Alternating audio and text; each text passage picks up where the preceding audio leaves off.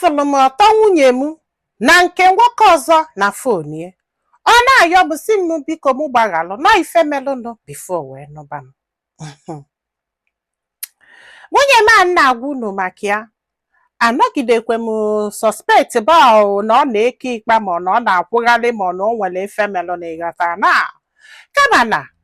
o nwere ebe m na-alụ ọlụ. So olu one day one guy wee na-akọ maka ebe afọ na-asị that na that very particular hotel na ụmụ nwoke na-ebu ụmụ nwaanyị aga ebe afọ na nwaanyị ọbụla ịfụlụ si na that hotel wee pụta gị malụ that na ọ bụrụ maybe na nwunye mmadụ ọ na-enyi mmadụ ịghọta na fa na-edobe secret very well. Ofu onye wee sị na nwaanyị ọbụla ya fụlụ ebe afọ na ya na-enyo enyo. Nwaanyị ọbụla ya fụlụ ebe afọ na ya ole si m ya fụ ya na die ọ bụkwara na ya fụrụ ya na die gị jee chọọ na o nwere ife na-emenụ. So ka a na-ekwuye one guy wee sị na ya afụlụgokwe nwunye onye a n'ebe afọ. So o nwere ịma na o nweke unu ga-esi na ọ na group o nwere ndị ada edobe ọnụ fa nwayọ like they say everything without minding onye fa nwere ike hot. Ofu onye manyiri sị isi na ifụlụgo nwunye chi na ifụlụ nwunye chi ebe afọ ọ gbakwa na ya nwa na ebe afọ. Ewee na-asị ya ka echi nke ọ na-ekwu maka ya ọ sị ya na ọgbọkwa chi nke onye nke na-asị na ọchi nke onye nke na-asị ya kwuo n'eziokwu kedu ife ịmagolo ụmụ njakịrị na nwere isi na ọdụ ọ ga-abụ ụfọdụ amụrụ mgbe fa cross boundary ọ bụgodu na ọ bụrụ chi nke nyanwa ka ihe ị ga-ejikwa ebe ịma na ya na-aza chi apụghị ya tago. Ọ sị m nne nke afọ gị anya wee mesịa jekwuru one of the guy ya ma alụmalụ ife dị decent na-akpa agwa ọfụma wee jụbịa ya sị kedu ihe meaning of ihe mere ebe afọ sị na ọ sị na ya afụnugo nwunye chi na ọ na-erefe ito nyanwa then fanwa shot anya down na-asị ya na ọ bụrụ nwunye nke. So nya wee jụbịa sị na eziokwu ọ nwunye ka a na-ekwu maka ya. The guy wee sị na ajụkwa anya ya ga-asị na ọ nwunye ka ha na-ekwu afọ mana ga-eji na ihe a ga confront ba nwunye gị na onwe ike mebisielu gị ife ịmagolo ụdị ife afọ. So ọkwanya nke afọ ya gụọ anya wan olu one day ya alọ nlọ ya na-alọ nlọ ebe ya na-afụ nwunye na somebody ịghọta na ya na-afụ nwunye na somebody. Ihe a wutie na ya mara ka a ga-esi confront nwunye ya gbakwa nkịtị. Olukwe next time ya wee kọbalọda guy si ya nke ya jụrụ ajụjụ afọ si na ya lọkwa nọ nlọ ebe ya na-afụ nwunye na nwoke na o nwere ike ọ bụrụ maka ife afụfa kọ ịma na mgbe ụfọdụ ịkọsịa ife osolo gị na ịlọbịa na nlọ mebi na maka ife afọ akọ na o nwere ka a si afụta nwunye nke afọ si na o nwere ike ọ bụrụ maka nlọ mana that guy kwukwe na ya fụkwa nwunye gị again. O sị m ihe anọnwa nwe ka o si wee gbazi anya n'isi ya na-asị what sort of nonsense is this na ya mara ka ya si feel. So nya wee gwawa nwoke afọ si ya na ya ma nteki muzie na ya ga-eme ekiriri move maka na gịnị mere maka na ihe a adịgo ịmago n'ụwa na otu ọ kaligo na kịta nke ịtọ na ha fụrụ ya na nlọ na the guy kwukwe the same thing the other day ịmago ndị mmadụ na-abalị ya mba na-asa ka ife ọ na-achọ ka ọ gbasaa family mmadụ n'ọlụ onwe. So ịmago onye na-adịghị anyị n'aka the guy wee sị ya maka ọ bụrụ na ọ chọọ ya gaa tụrụ fonu nwunye na ọ bụrụ na o nwefe nwunye na-eme na ọ ga-ama ya wee nata olu one day nwunye gaa ịsa arụ ya wee welu fonu ya ọ sị ya echeki sie na o nwere ife afọ ya pụta gwa the guy si ya na o nwekwa ihe afọ. Ọ sị ya gị ma anụ na o nwere ife nwunye gị na-eme o megide the guy si ya kedu ife ịchọbalụ my love ma nke nwa ma nke nwa. Si na o nwere ebe nya afọ my love ma nna o si ya na ịbụ nnọọ ezigbote ewu ọ bụrụ na ọ gị nwa na-akwụgharị ị ga-ede my love ma nna ma ibie mbanụ ka ị chọọ something do weird ọ ga-abụ ifu like ị na-asị kedu ụdị ife bụ ife a na ụdị ihe ị ga-achọ not names or my love or my nna ma ibie mbanụ honestly mbanụ ọ bụrụ ụdị ife ị ga-achọ. Ya wee repeat kwe search phone nwunye again wee fe ebe the group of friends ịmagolu ebesie ka a gafee maka ihe a bụ group ofuchesi achi ekikene ya wee kpatụ nke afọ aka mepee nye na nnekwe nwunye with picture ọgba ọtọ with nwoke ọzọ dị ya. Ọ sị m nne na ya kụjasịla akụja ike kwụrụ ọtọ gwe ya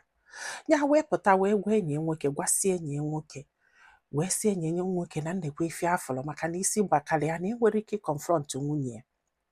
ya gwasị enyi nwoke wee sị ya jụọ anya mana ya gwana ya na o nwere evidence ka ọ malụ ma onwe ife ọ ga-agwa ya. Ya wee kpọọ nwunye wee jụbịa ya sị ya kwuo eziokwu sisi ha ji wee nụba di na nwunye ma o chitinigo. Nwunye si awa ya sị ya gwa ya nke bụ eziokwu na ọ ga-akarị ya mma na ọ gwara eziokwu kịta na ọ bụrụ na o chitinigo ya gwa ya. Ọ sị ya mba.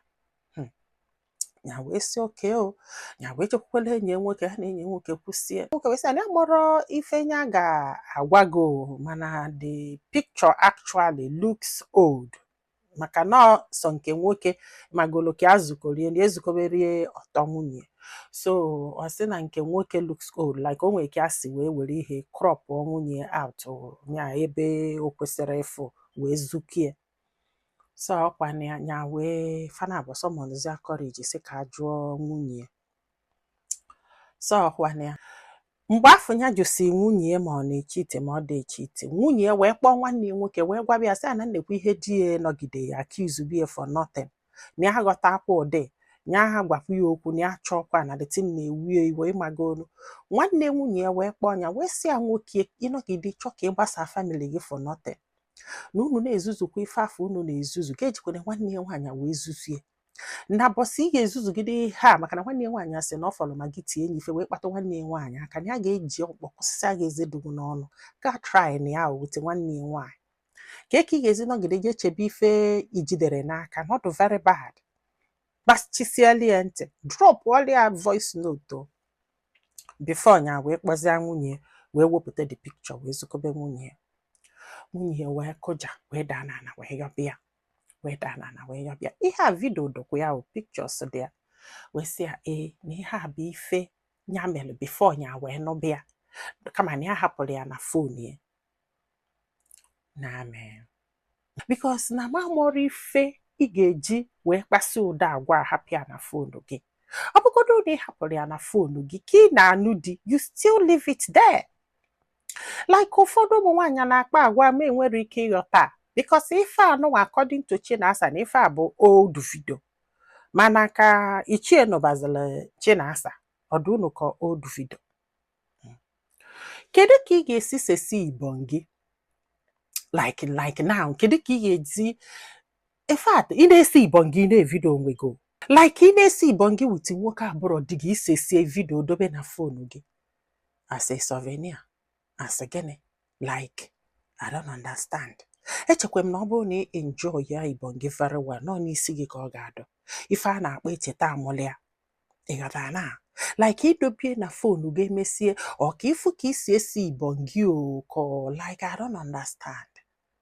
Ọ bụgodu na idobelie for leta ka ị nụlụ di kedu ife ọ ka na-eme na fonu gị.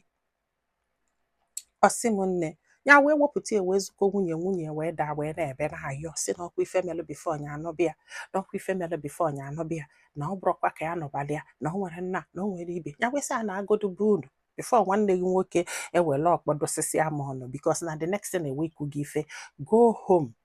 to your brother ilu iwele ọnụ gwa your brother ife ime ọjụnya pafụtara ya ihe tụpụrụ ya n'ilu wee nawabe ha.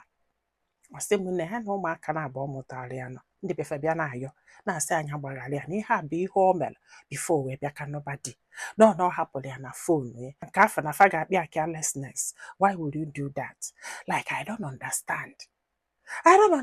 Nekwe ka ife imelụ bifo iwee nọba di wee na-achọ ka ọ gbasaa marriage gị maka this guy sị m na a na-abịa na-ayọ sị m but na that thing ya fụrụ ekwere hapụ ya n'isi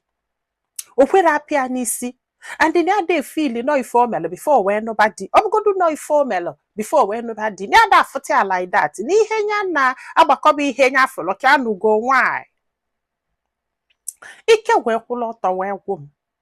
o wee na-asị m ọ bụrụ m ma ga-agbaghalụ maka no informal before when nobody ọ bụ na o merie when nobody kedu ifo ka ji wee happy na phone ya which means no can we feelings for that guy if not kedu ifo ọ ka nọ na phone ya eme if for another point. Mana this guy a na-ekwu maka ya anụgokwe why but still ọdịnayịrị ya ọ kwụsịrị ya ike ikpa maka na ife unu na-emezi bụ onye nụsịa nwaanyị ọ na-akwụkarịsị na ya dị polygamous in nature so I don't blame him. I don't. Ike gwụrụ ya na ya mara anya ya ga-eji wee forgive nwaanyị a ya mara ọ sị bụ na lụọ tata nwanne ya nwoke aka akpọkwana ya sị ya sorry nwanne ya nwoke aka ekwukwenu na ife akwụ na ekwukwe ezi una folia ke wa this girl si we la nwanne ya nwoke la kosia mmadụ niile isi ọnụ akwifuge in fact ike gwụrụ m amara m ife m ga-ekwu o amara m ife m ga-ekwu ihe a bụ nnọọ ije mmadụ with the sin of the past mana o nwere ụdị sin di gị ekwesịrị ịfụ o nwere ụdị sin nwunye gị ekwesịrị ịma like gịnị ka ọ na-eme na your phone kedu ife ọ na-eme na your phone ọ bụrụ that na Chinasa na mgbe ha na ichie esesele ebonyi na fa delete that thing o nwere ife ga-ebegide ka nwa Chinasa wo iwo wepụta the video online mba nke a bụkwa di gị foli ha ọ bụrụ na enyi gị nwaanyị afọli ya tinyekwe n'ihe na online na ọ bụkwanụ na onye ijelu ije nye ka o dozielu gị fonu maka na a na-edozili fonu na Naija foli ya were wee blackmail ọ bụkwanụ na like o nwere etu si wee chee nye ọdụ oke kedu ife ka ji eme ebe idugodi ọ na-ekwu na ya sevulie with lock wee forget zi anya wee nobody ọ dị possible na ọ ga-forget ya ma ọ bụ na ọ dị ebe afọ it's very very possible because na onwego onye si m na ya gote fonu mmadụ ife nyafụrụ n'ime this phone ife nyafụ maka na ya maala anya fonu wee ya ka ya tụrụ the pass wee ọ bụrụ na ife niile gba ọtọ ise ibonyi fahide na the phone ka jụrụ na the phone nyapụla ajọ mmadụ na-eweli ekpọbịa sị anya nye ego sendebali ụdị ife afọ ọ dụrụ oke ọ dụrụ mma and amụrụ m ka m ga-esisi this man nya wipe ọ destiny n'isi ya ọ dụrụ easy to this guy wee na-ajụ wee na-asị ọ bụrụ ka ị ga-agbaghalụ nwunye gị for that maka na otego mere ị ga-agbaghalị ya ka ọ na ịma mgbaghalị ya ọdụnụ ka ọdụọlịa izi forget this thing ọdụnụ ka a na-afụta ya like ife ochie kedu ife ọdụnụ ka ọnya mee nna ama ọkwanụ m ife m ga-agwa gị but the only thing nna ayọ gị malụ nọ ife ochie but still ọdụrọ that easy ọmandụ that easy for you Amanda, that easy for you. I understand. But if I before when nobody other now, more eziokwu ọ need to convince no if before when nobody know what because you na that guy. You may try and forgive na nkedi funu simukwuo. Ama that no God hard. Ọ bụ na na ma mgbaghalụ no kwaro gị because of na in a fear stadium na repeat ni say I understand. I do. Ọ nwere ife mmadụ kwesịrị ịfụ. Akwe ya tago nya bụzalụ mgbe ndị friends gị na-ekwu a na-afụkwa onye nwe nka nwa nwunye chi ọ bụgodu na ọchị nke gị ọbụrụ chi nke gị ghọta na I don't know all these things ụmụ agbọghọbịa nọ na page a ọ bụrụ na ị na-edobe such thing na your phone ọ dị very wrong ibulu nwoke na-edobie ọ dị very wrong kedu ife iji eme echekwa m nọ n'isi ka ọ na-anọ ọ bụ na this guy agbaghalụ gị amụrụ m nke ati ụta ọ bụ na ọ gbaghalụ gị I will thank God honestly I will thank God for you biko na treat it as not past ka ọ bụ ma ọ bụ na actually not past biko that is all I need to say because amụrụ m ife m ga-ekwu ike gwụrụ m ndị be anyị tii n'ọnụ n'okwu a daalụnụ ka ọ dị n'ụbọchị ọzọ